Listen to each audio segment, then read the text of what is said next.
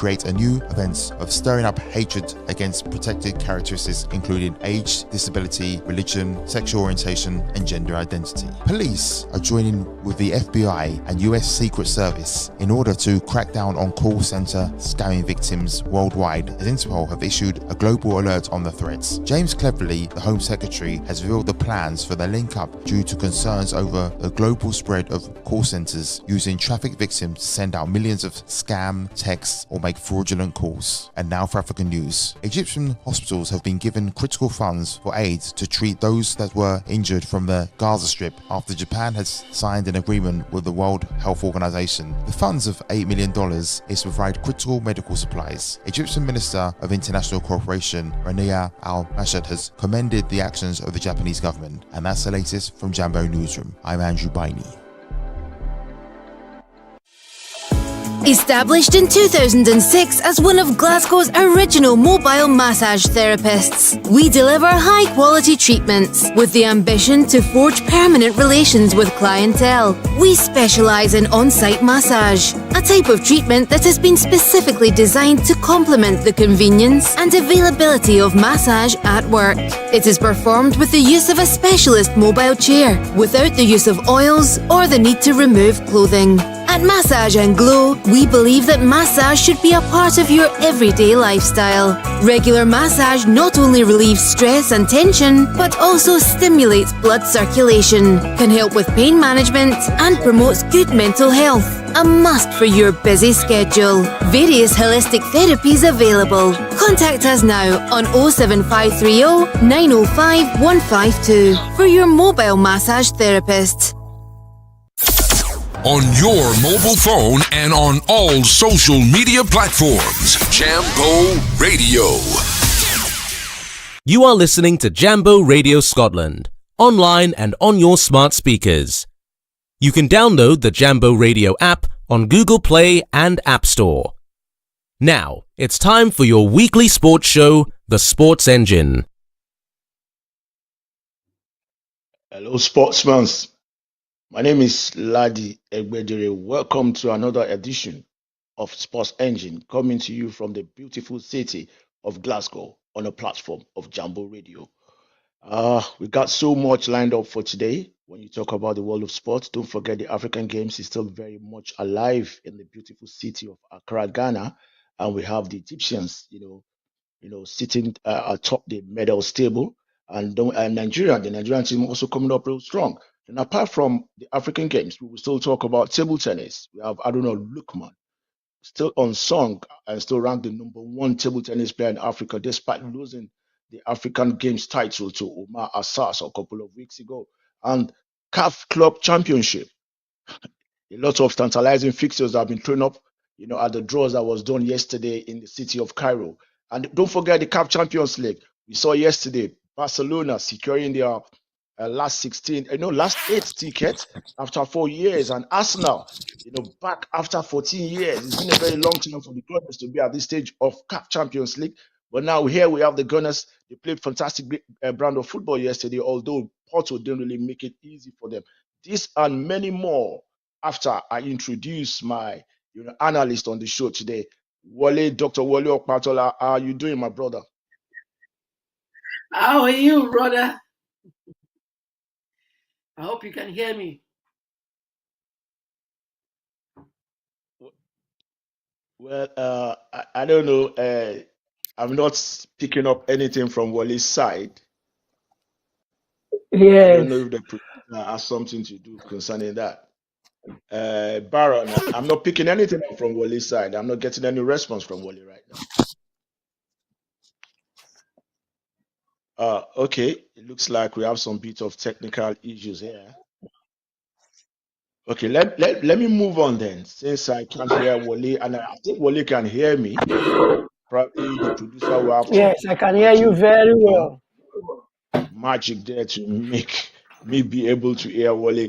Let me quickly tell you that Egypt are coasting away, and they are sitting pretty right now with 53 gold medals, while Ghana, the host nation, they are not really having it so nice because they have just one gold medal up to, at this point of the tournament. And Nigeria, we learned that had a very fantastic and impressive performance so far, solidifying their position, their second spot.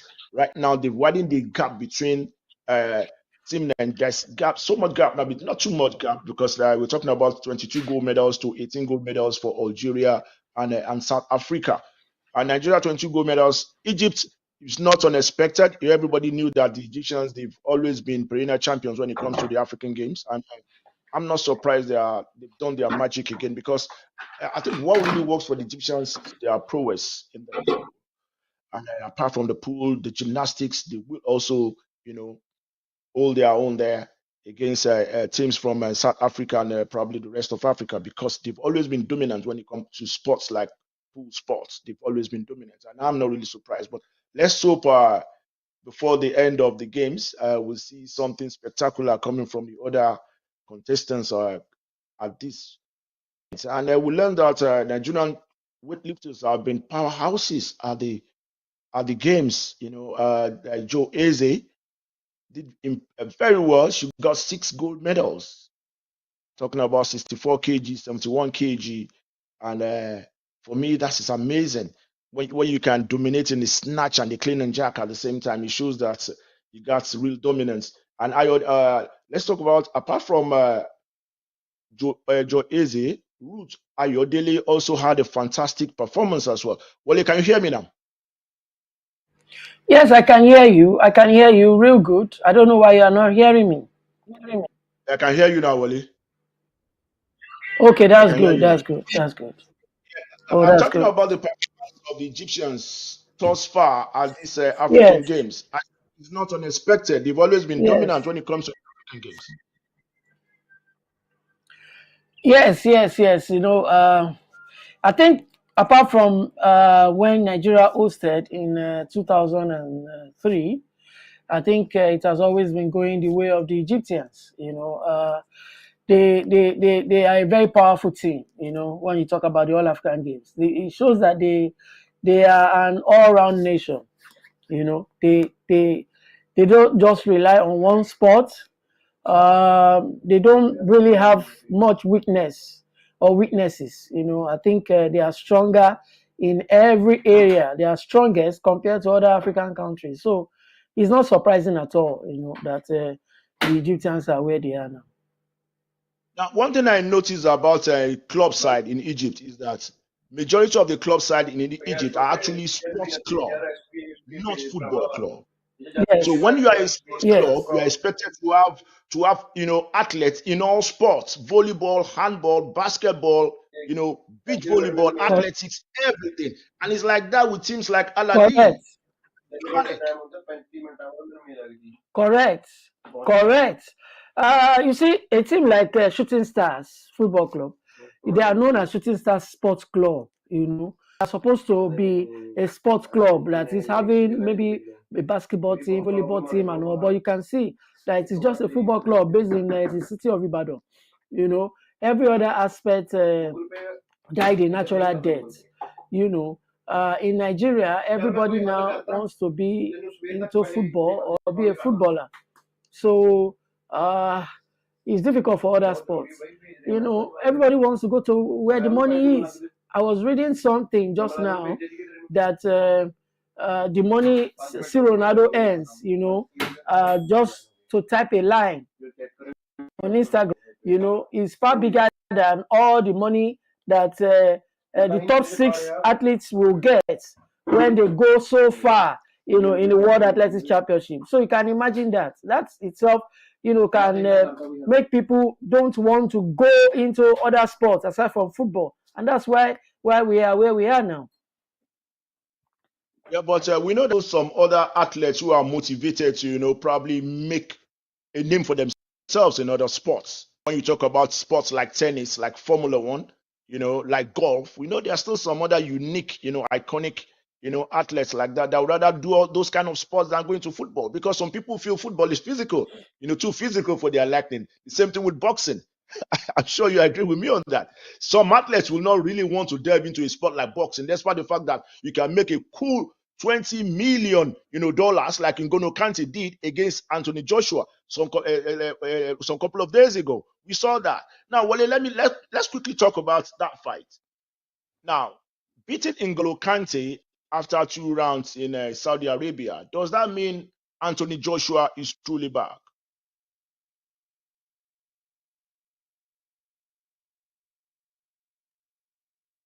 Hello, Wole, did you get that? Yeah, Wole, I just posed that to you. Now, I said the fact that Anthony Joshua got the better of N'Golo Kante in Saudi Arabia, does that mean the young man is back? Does that mean he's back with a bang? Does that mean we should be expecting spectacular from him when he takes on somebody like Tyson Fury? What is going here on your own?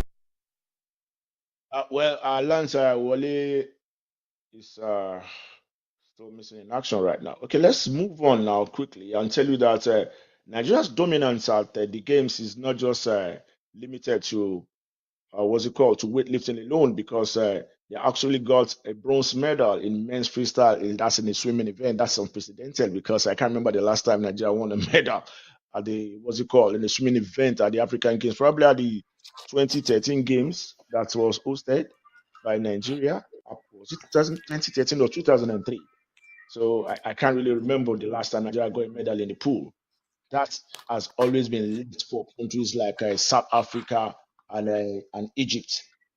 Wole, are you back on now?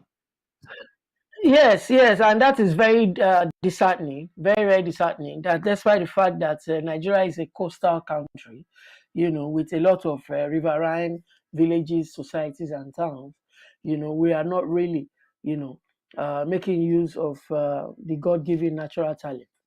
I mean, first of all, there are countries that are based in the desert. There are countries, United Arab Emirates, they are in the desert. Anything water has to be artificial. There are countries in the northern part of Africa. Even in sub-Sahara, it's very difficult. Burkina Faso has to rely so much on Côte d'Ivoire for the fishes they eat, because in Burkina Faso they don't have rain. It's almost dry everywhere. But Côte d'Ivoire is the direct opposite. So Nigeria is, look, Delta, Bayelsa, Edo, Cross River, Akwa Ibom. We should have great swimmers from all those places, because that is their natural habitat. Lagos, that is their natural. The people are being born in their natural habitat, which is water. Ilajes, that's why you find Ilajes everywhere in Lagos, in Ondo, in Edo, in everywhere, in Kogi and all. Then people, you see, there's a difference between. That's what Yorubas call abinibi. You have to see ability. You understand? Abinibi is being born in the natural habitat. So ability. Now talking about using your terrain to your advantage. Let me quickly digress a bit, but not really digressing that much. Look at countries like Kenya and Ethiopia.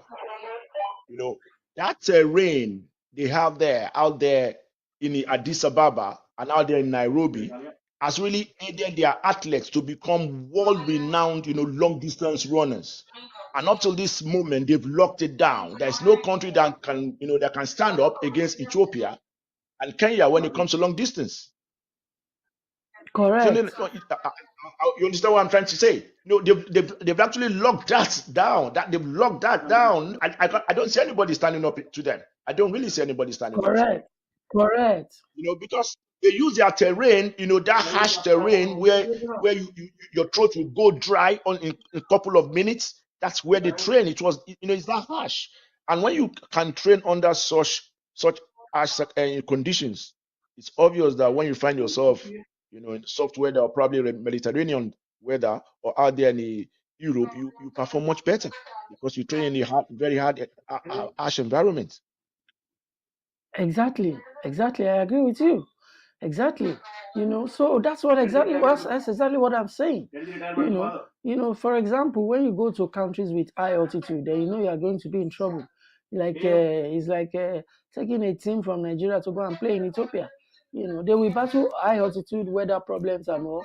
Remember when Argentina went to play in Bolivia and Bolivia took the game to La Paz, high altitude of La Paz. Even Maradona, the coach, who was on the sideline, said he couldn't breathe. Not to talk about those who are running up and down. And before you know it, Argentina got hit by five goals to nothing. They lost 5 goals to nothing on the day in against Bolivia in La Paz, and they were five goals to nothing. And they were in danger of not qualifying for the World Cup. But for some last minute fantastic results. So that's what we are talking about. I made a comment earlier. Being born in the natural water. Yeah, I made a comment earlier. I said now that Anthony Joshua, got the better of Francis Ngannou after 2 rounds, does that mean he's back? Yes. Does that mean he's ready to take on the likes of Alexander Usyk and what's it called, and Tyson Fury? Yeah, first of all, boxing is confidence. You have to be very, very confident of yourself. For you to go into the boxing ring to go and fight. I mean, because it's like that you are going there to commit more. For suicide.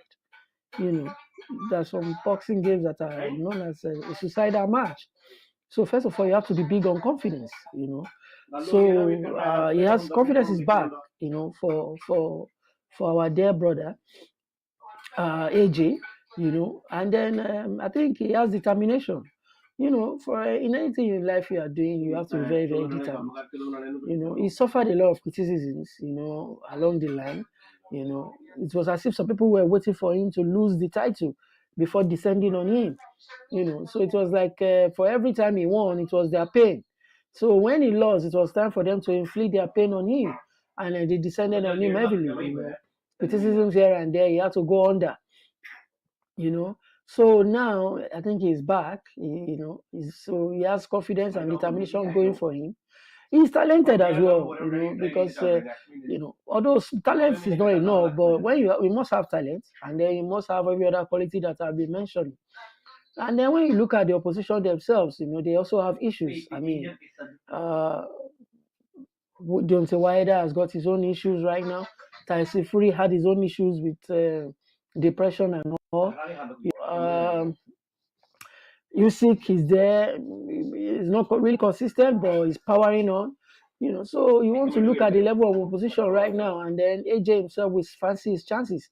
I remember Dosu Joseph once told me that when it was time for him to go into the Super Eagles, after his heroics at the under-23 level, the dream team and all, he looked at the goalkeepers who were available at the time, and he said to himself that yes, I can become number one because I am equally as good as them.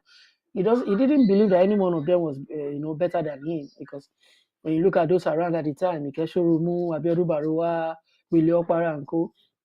Dosu Joseph said he fancied his chances, and he was number one up until before he had the accident. So AJ, looking around AJ, who can stop him? Wilder, there are his contemporaries, they are all on the same level. Tyson Fury look at what Ngannou did to Tyson Fury. Till tomorrow, I still feel that Ngannou won the fight. So unlike the time of Muhammad Ali, you look around, you see Larry Holmes, you see Joe Frazier, you see George Foreman, fantastic boxers all around. Different ball game right now. Stick to the That's title. right. Exactly. Still talking boxing. We found out that the Olympic qualifier that ended in Italy yesterday. The 60 out of all the 68 African boxers that ended up there, they couldn't even secure a slot. The Olympic qualifier tickets. Is it that bad in amateur boxing on the African continent? I used to think that Nigeria is the only one that is suffering when it comes to amateur boxing. Looks like the rot has actually, spread to all the whole part of the continent.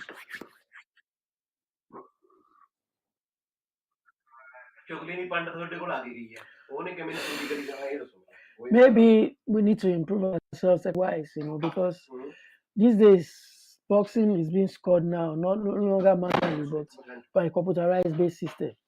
And that seems to be being African teams right now. You need to shape it, and that's what boxing is. But then, like you said, there seems to be a dearth in talent. I remember those days. For example, Nigeria used to go to Cuba. You know that the headquarters of amateur boxing in the world is Cuba. And for a very long time, Cubans were not allowed to turn professionals. They remained amateur boxers, but they were the best of the best. Felix Savon, of this world, and then, but then Nigeria used to go to Cuba, on training tours, and all that. But then we don't go anymore due to paucity of funds. I can imagine that there are some things that other Africans were doing also in those days that they are no longer doing. So you are not surprised that right now, look at it.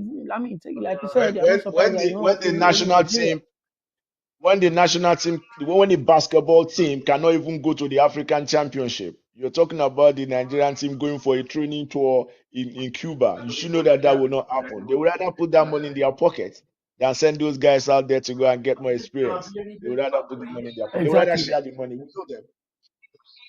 They would rather share the money.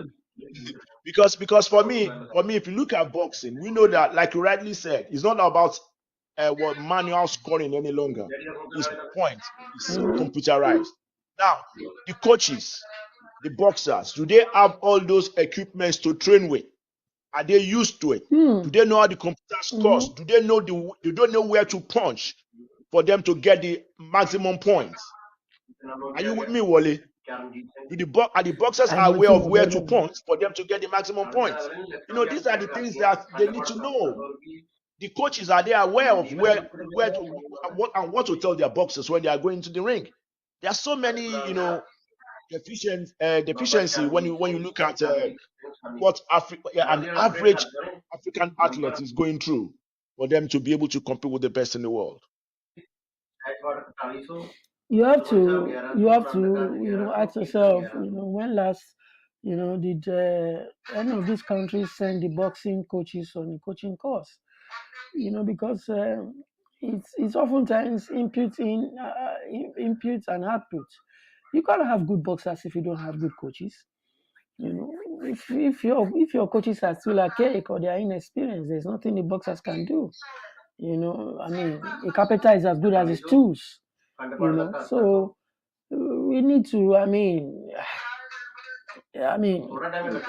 God bless Jeremiah Okorodudu. I remember those days he was there as a boxing coach. With the likes of Obisi Anwakpas, and co. They used to go on coaching courses everywhere. To the US, to Cuba, everywhere. But that's no longer happening. So now you see the coaches delivering instructions even right at the ringside. Wole, you see, for me, I know. It's sad. You see, Wole, you see, part of the things affecting the growth of sports, on the African continent, I'll tell you today. The government have a very, very massive role to play.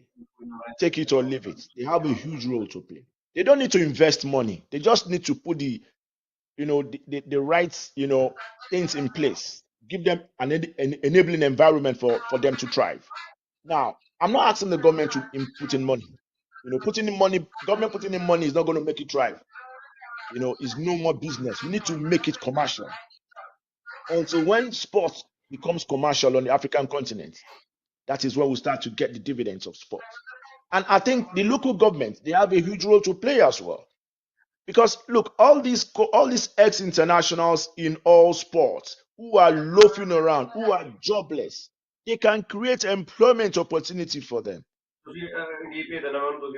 Get all these ex-internationals involved in all sports across all local governments. Let them train all these athletes in all sports, invest in all these youths, take a lot of youth off the street. It is possible.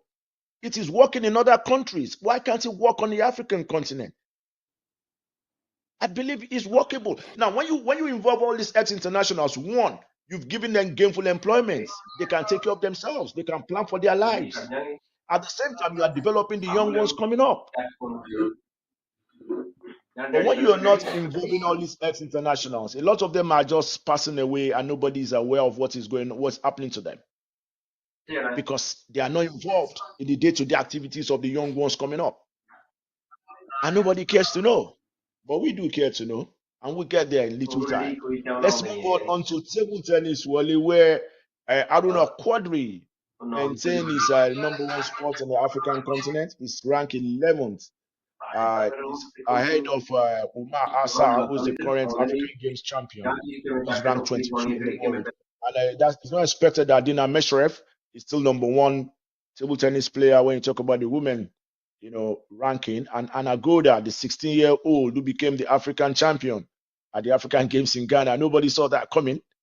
I'm sure you didn't see that coming, Wole, despite the fact that we saw what she's capable of. No. Anna Goda has been there now for a while now. She's 19, but she's been doing wonders since she was 16. So it's not surprising. She's been beating everybody since age 16.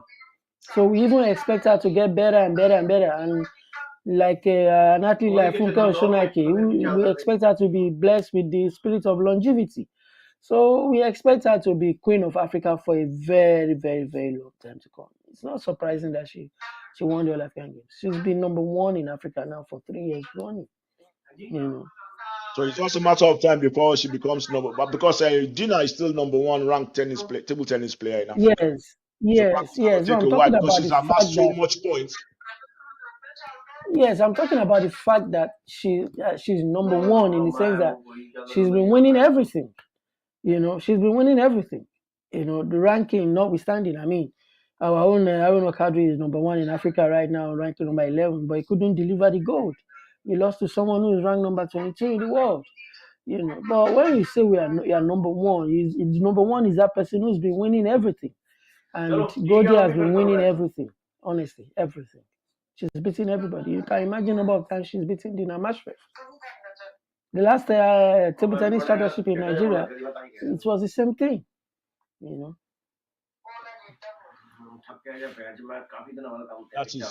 That's when you talk about catching them young, and giving them, a good platform to thrive.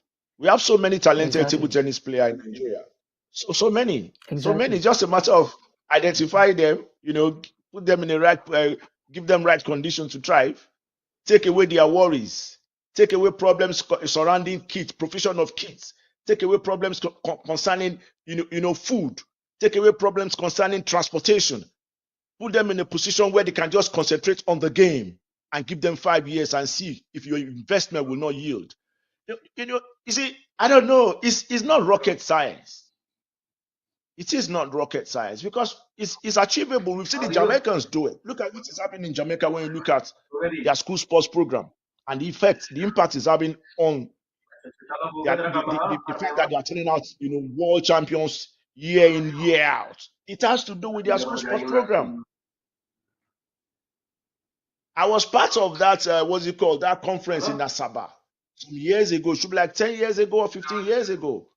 There was this conference in Asaba. It was organized by the then Delta State governor, where they had a top athletics representative from Jamaica came to talk about the way they've been able to have this program, they've been able to sustain this program. It's not rocket science. It's just about having a robust school program. And you identify them from the school level, and you start to monitor them, and you start to give them what is needed for them to thrive. You just have to put your money where your mouth is. You just have to invest. Put your mouth where your money is. Do whatever, man. Invest. Put your money there. This is why we're just going around in circle and still not living the same place. Take one step forward and take 10 steps backward. Let's move away from other sports now. Let's talk football because I'm sure Wole has been itching to talk about that for quite a while. Now, the draws for the CAF Champions League quarterfinals were held in Cairo, Egypt on Tuesday. The first quarterfinals we see Tanzanian champions Simba FC take on Al record holders, and CAF 2015 champions TP Mazembe will take on Angola's Petro de Luz at Lubumbashi. In other fixtures, we have Esperance going up against ASEC Mimosa, while Young Africans, that's another Tanzanian team, going up against Mamelodi Sundowns. This game is scheduled for the 29th to the 30th of March. Now, Wole, looking at this quarterfinal fixture, Simba against Al Ahly, TP Mazembe against Atletico, Esperance against ASEC Mimosa, and Young Africans going up against Mamelodi Sundowns. How do you see it now? Well, you see, Which of them do you first of envisage to all, be in the semifinals? no, we know the people that are always favorite any day, anytime. You know, Mamelodi Sundowns, I really praise their consistency. You know, because ever since they came on the scene to replace Orlando Pirates, they have refused to let go. You know that. I mean, the most popular South African club as at that time, as at the early 90s, middle 90s, and even late 90s, was Orlando Pirates. You know, Not but forgetting Kaiser Chiefs. later, Mamelodi Sundowns came in. That's right. Mamelodi Sundowns came in to rival Orlando Pirates and Kaiser Chiefs. You know, but then before we knew it, Kaiser Chiefs dropped out of the running. It became Orlando Pirates and Mamelodi Sundowns. Then Ajax Cape Town came in as well. You know, Ajax beat Vest, Wits. They came in, but till now, only one club is standing the test of time. Even Orlando Pirates have gone under, but Mamelodi Sundowns remains. So I think they need to be saluted. They must be saluted. We need to go and learn what makes them tick. You know, so they are there. Esperance of Tunis versus ASEC is going to be a tough one. Simba Al Ahly as well. You know, but ASEC is a he's an old timer. You know, when it comes to the CAF Champions League, so it's going to be very difficult for Esperance, the club de Tunis. Otherwise, they are also one of the favorites. They are also, it's just like I see Metro de Luanda. I mean, we used to have Petro de Luanda being the dominant team from Angola. But then it's a sign that things are changing. But why things are changing for the best or the better why is it changing for the worst in Nigeria? We don't even have any team in the Champions League. We don't even have any team make it to the Champions League. Now, Wole, before you talk about Nigeria, I want you to notice that Tanzania have two teams in the quarterfinals. You've not talked about that. They have Young Africans and Simba FC. That's unprecedented. Don't forget that the pride of Nigeria. If you look at the fixtures, it's only Tanzania they have two teams. Esperance of Tunisia, Al Ahly of Egypt. The Tanzanians have two teams. So there's a possibility that one of them semi-final. Don't forget that the pride of Nigeria, Rivers United, they got knocked out last year by a team from Tanzania in the Confederations Cup. So, and don't forget that Nigerian players are now being shipped to Tanzania. Tanimu, Benjamin Tanimu, strong defender for Bendel Insurance, who has just been invited to the Super Eagles, now plays in Tanzania. Lovely players from the Nigerian league have been going to Tanzania now for 5 years. You can imagine that what it means is that the standard of play is not only high in Tanzania, but even the standard of pay as well. Because trust me, no Nigerian player will leave the It's all about the welfare package. It's all about the welfare package. That is it. No Nigerian player will leave the Naira and go and fight for the Tanzanian currency. If it is not strong, you can imagine what is happening now. Ladi, that CFA is now stronger than the. So even Benin Republic, Togo, is now a great destination for Nigerian players. You can imagine the number of Nigerian players that are now playing in Togo, the number of Nigerian players and coaches that are now campaigning in Benin Republic. So I mean, it's something. There's cause for worry. I remember. I remember 2008 Nations Cup when I went to 6 countries on the road while working for Silverbird. Then when I went to 6 countries on the road with Christopher Lufojude, it was a fantastic trip for me, because the day we played Cote d'Ivoire, I was out there in the city of Abidjan reporting. And Wole, one thing I realized then was how much we traveled with 180,000 naira, and we were on the road for a month. I'm talking about myself and my interpreter, Christopher. We traveled with just 180,000 naira. Can you travel to 6 countries on the road now with 180,000 naira? 2 grown-up men? I don't think it is possible any longer. You cannot even travel within Nigeria, with 180,000 naira.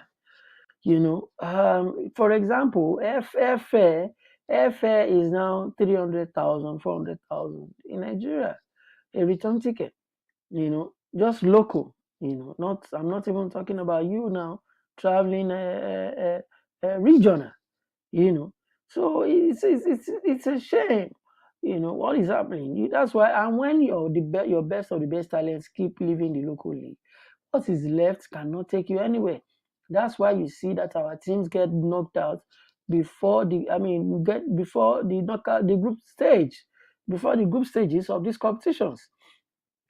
Medema and they knocked out Remo Stars in the CAF Champions League, and Medema made it all the way to the group stage. And it's a shame. It's just a club that is just being formed a couple of years back. Yet they were able to knock out the Nigerian champions. I mean, it's not something that one should celebrate. It doesn't cause for celebration. Even the CAF Confederations Cup, only Rivers United made it all the way to the group stage, and now we thank God they've made it to the knockout stage. But now, But right now, talking about Rivers United, they have a very, very dicey fixture going up against defending champions, USM. They've what's it called? They've been drawn to take on USM of Algeria, and that's the defending champion of the CAF Confederations Cup. The match is scheduled for the 29th to the 31st of March. And in other fixtures, talking about the CAF Confederations Cup quarter-final appearance, Modern Future FC of Egypt will take on Zamalek. That's a local derby. And Abu Salem of Libya will go up against RS Bakken of Morocco, while Stade Malien of Mali tackles Dream FC of Ghana. Dream FC, don't forget Dream FC of Ghana. I think they knocked out one Nigerian team, some couple of or was it Rivers United? But I know that Dream FC, they've gotten the better of a Nigerian team some couple of months back. So that's the way it is. Well, looking at the Confederations Cup, the Egyptians have 2 teams here as well. Well, nothing says that our representative Rivers United cannot beat USM or Jazz. Bendel Insurance, in the CAF Confederations Cup, they eliminated Asoclef of Algeria, winning on penalty kicks, right there in Algeria, and it's been a long time, that we saw a Nigerian team eliminate a team from North Africa. It has always been the other way around because of the standard of play and perhaps inferiority complex. But for Bendel Insurance to have achieved that just a few months back, before succumbing to RS Bakene, who are the champions from Morocco, even by the odd goal. So Rivers United stand a great chance against USM Algiers, I can tell you. And do not be surprised if they end up knocking out the defending champions. So I have a huge faith in Rivers United. They are a very experienced team. They have never failed to travel to be on the continent in the last 5 years, campaigning either in the CAF Champions League or in the CAF Confederations Cup. I think it's high time they made it all the way to that to that round, instead of being just group facers or something. Well, last year they made it to this stage as well, before being knocked out, by a team from Tanzania, which really, really was very sad. So I think they need to make it up for Nigerians this time around. Well, let's see the way it goes. If they can make it count this time around and go a step further than they did last time out. We learned that no fewer than 12 coaches have actually met the deadlines for submission of application letter to secure to be the next Super Eagles coach. Now, Wole, what is your take on the the Nigerian Football Federation advertising the position of the Super Eagles coach. I have my own opinion, but I want to get your own take first on this. Now, what's your take on the fact that they decided to advertise this position and they advertised the position of the Super Eagles coach and the under-17 coach, and they didn't advertise the position of the under-20 coach? Why was it so? Well, see, that under-20, I think it has been willed to Ladi and Boso, you know. So As a birthright or what? exactly. And it's still something that is very, very surprising because the man has failed to win anything significant, despite being there. He has for not a won long anything. time. In 2007, he was called to replace Godwin Uwa after the man picked a ticket to play at the World Cup. You know, Godwin Uwa lost the final of the under-20 African Youth Championship, but he nonetheless picked the ticket to go to the World Cup. But he was not allowed to take the team. Instead, he was sacked, and Ladi and Boso was called in to do the job. And we could only go as far as the quarterfinals at that World Cup. In fact, we got humiliated by Chile, you know, on our way out. But then, several years later, just last year, you know, we got eliminated at the quarterfinal stage of the World Cup as well, led by the same man. So, which means that he has failed to improve. You know, after, you know, well over 15, 16, 17 years, he has failed to improve. Yet he's still being retained there. I mean, you and I know why. You know, we know the quota is fulfilling, but it's unfortunate. Every time when we appoint or retain, you know, by quota system, you know, it's unfortunate. Meanwhile, Arsenal. You see, talking about this quota system, I made Wole, sorry to interject. I remember that I made a comment. I don't know, probably was it? I think I dropped it on social media or something. That taking Ahmed Musa to the Nations Cup, do we need to take Ahmed Musa to the Nations Cup because of his past antecedents with the team, when we know that slot can be given to a player that will be active, that will serve the bench? Why are we so always sentimental when it comes to doing the right thing? Why do we always attach sentiments to it as Africans? Because I think it's not just a Nigerian thing. I think it's an African thing. Well, I can only speak for Nigeria because I am a Nigerian and I know what goes on in Nigeria. I can't speculate about what's happening elsewhere, you know. But then, like you said, it's not really so much of a good news that a whole captain, you know, Super Eagles captain, went to the AFCON and he didn't get a single minute of action. You know, I think he should have been respected enough, or the coach should have defended his choice by even giving him some minutes of action. You know, because yes, we understand that everybody age will soon catch up on us, on everybody one way or the other. Yeah. But then, if you are not good enough to go, then do not go. Instances where we've taken old men to go to represent us in competitions, we actually gave them minutes to express themselves. When we took Stevie Keshi, rest in peace, to the Africa Cup of Nations in 1994, we gave him several minutes. He started the game against Gabon in the opening game and played a very important role in the semi-final victory over Cote d'Ivoire, where he still started the game as well. So, which means that he was also he was not only there based on merit, but based on sentiments, but also on merit. You know, when we took our central defender to the World Cup, for the women in Australia, Japan, in Australia and New Zealand, we gave her minutes. She was always coming in from the bench, you know, and she gave a good account of herself. So, I mean, on a question that we didn't give any minutes at all whatsoever to Ahmed Musa at the African Cup of Nations. So that tells us that he was not supposed to be there, ab initio, you know. So for the other coaches, I think, truth be told, a lot of people have gone against the NFF for advertising the roles of the under-17, under-17 and the Super Eagles position. But then, if whatever needs to be done must be done, I mean, yeah, it has been advertised, and I know a lot of coaches have applied for it, and they have come out to say, excuse me, that they will appoint a coach in April. So yeah, a lot of people knocked the idea of advertising the Super Eagles coaching position the way they did. But then, if that's what's going to bring results, I don't mind. All I care about is getting the right man and taking Nigerian football forward. Mm-hmm.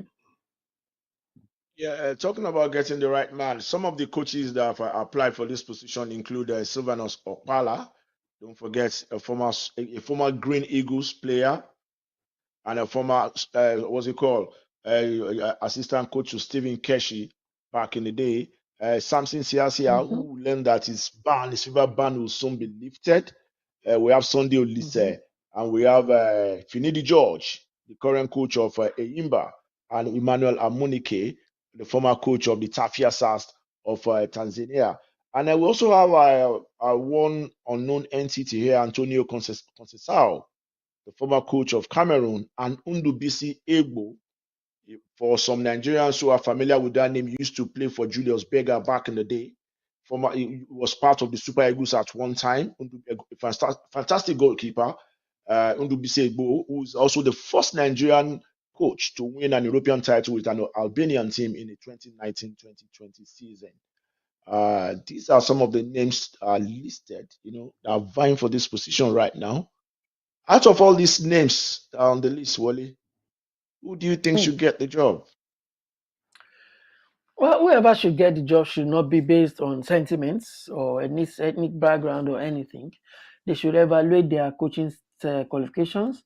They should look at what they have been doing over the years and what they have achieved and what they are capable of giving the national team. We need coaches that will groom the boys now for the task at hand and the one ahead. They must be aware that we're in a dicey situation as far as the World Cup qualifiers is concerned. Is it a job that they are ready to take? Because anybody who's going to take that job must promise to deliver the World Cup ticket or be sacked. Because we cannot afford to miss out of the World Cup back to back. We missed out of the last edition in Qatar. We missed out on the next edition in America, Canada, and Mexico. So it's one thing to apply, it's another to be ready to go and deliver the World Cup ticket. So anybody who is ready to deliver that World Cup ticket should be considered, and it should be in their contract that when they fail to do so, they are sacked without compensation. Because we are tired of if you talk about delivering World Cup ticket, is the NFF, are they ready to allow the coach to work without interference? Those are some of the things that the coach will also ask the Nigerian Football Federation. Are they ready to give him a free hand? Are they ready to provide? Are they ready to pay his salary as when due? These are the kind of things you can use to motivate a coach to do a better job for you. But when his salary is not coming as when due, my brother, my pocket is dry. There's no motivation. You know that. Yes. Yes. So are they ready to fulfill all that? They are ready to fulfill all that. I'm sure whoever gets the job will also be willing to go the extra mile, to get quality players that will get the job done for you, because it's all about the players. If you don't get good quality players, you can't really get over the line. You can't get over the line. But if you saw this Super Eagles performance at the Nations Cup, with what we saw and with some of the youngsters that I feel that might be brought into that squad, I think they stand a better chance this time around, in qualifying for the World Cup in America, Canada and Mexico. I really feel they stand a chance. To achieve that, they have to win all their remaining matches, because they didn't start well. They started by playing 2 draws consecutively, home and away. So while the draw at away can even be excused, the draw at home cannot, because when you go away, you have some oddities start against you. But to pull a draw, it's not a minor feat at all. But then playing a draw at home is a massive setback. So let's say we drop 2 points at home, we have to reclaim it somewhere by going to win all our remaining matches. But then do not forget that one of the matches is going to be against South Africa. And from what we saw at the Africa Cup of Nations, it will not be easy picking any points or any results, any positive results in South Africa. So it's a dilemma. It's a quagmire, and it's a matter that shouldn't be treated with kids' gloves at all in any way whatsoever. I totally agree with you. Let's move on now to the UEFA Champions League. Last night, it was an amazing night at the Emirates Stadium. Arsenal, after 14 years, or some people said 18 years, but I think it's 14 years the last time they played in the quarterfinal of the Champions League. So after 14 years, they finally are back. The Gunners are back. Yeah. And Barcelona, after Yeah. 4 years, also secured the Mm-hmm. quarterfinal ticket. Now tonight, we know that we still have some other tantalizing fixtures lined up. PSV traveling to Germany to take on Borussia Dortmund, and the last game is going to see, what's it called, Atletico Madrid welcome Inter Milan to Metropolitano. How's it going to go, Wole? Do you see Inter You Milan asked me this going question last the way they week. did last year, You all the asked way me to the the question final? last week, and then Did I? you asked me this question last week, and I told you those. I told you those that were going to qualify for the quarterfinals. You asked me about those that were playing last week. I told you about Real Madrid and co, PSG, and I also told you about Barcelona and Arsenal because the games were going to be played before we come to the studio. Do you remember? You know, when I That's mentioned right. Barcelona and Arsenal, and you said no, they were So not playing last week. what I are your said yes. predictions for I tonight? mentioned them because they were going to play before we come in. Yes, see, I mean, now you Your place me on the predictions spot for again. tonight. Go ahead, man. You place me on the spot. Now you place me on the spot. You know, it's a tough Yes, call. once again, It's a please. tough Once one. again. It's a tough one. It's a tough one. I mean, Atletico Madrid and Inter Milan. It's a tough one. But I want Inter Milan to go through. You know, Inter Milan are on top of their game right now. They're on top of the Italian Serie A. They are jamming. They are buzzing. You know, it looks good. It looks like it's good. It looks like it's looking good for Inter Milan. So I want Inter Milan for the sake of good football. They play good football. You know, I want clubs who are playing good football to continue to play. You know, in the Champions League and continue to do well. You know. Yeah, talking about Inter Milan, I think they've won 13 match. They're on a 13-game winning streak right now. Coming into this game, they are the Wanda Metropolitana. So they are in a very rich vein of form compared to Atletico Madrid, who I think they've dropped points in like 5 games since they drew with Real Madrid. They've not been able to win 5 out of 7 matches. They've lost 5 and they've drawn 2.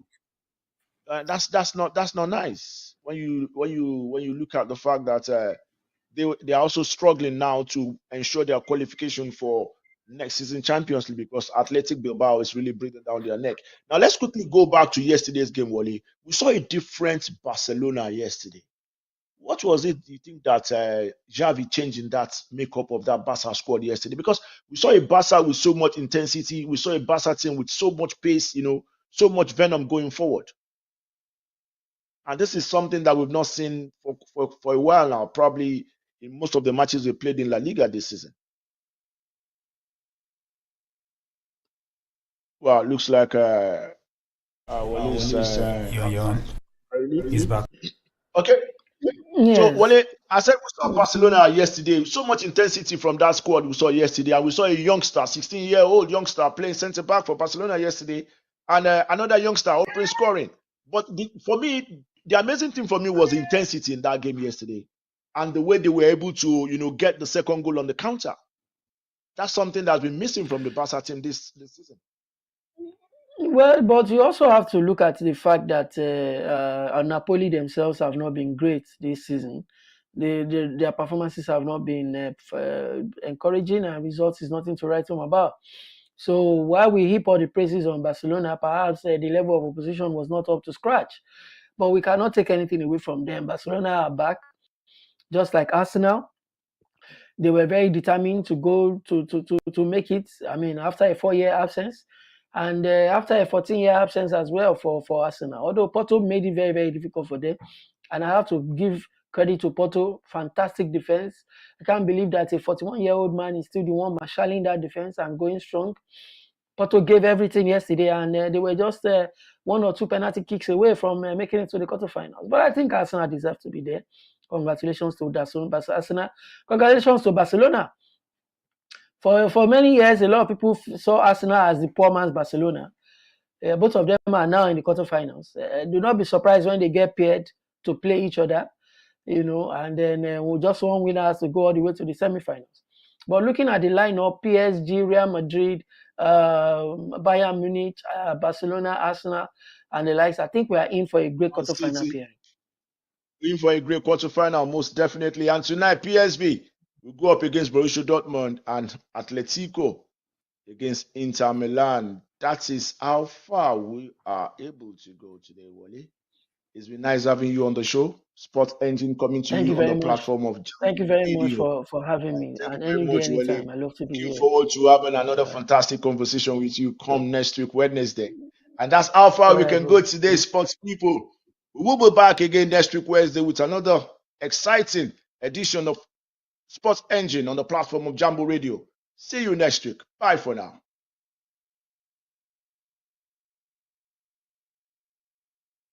Thank you, man. Cheers, man. On your mobile phone and on all social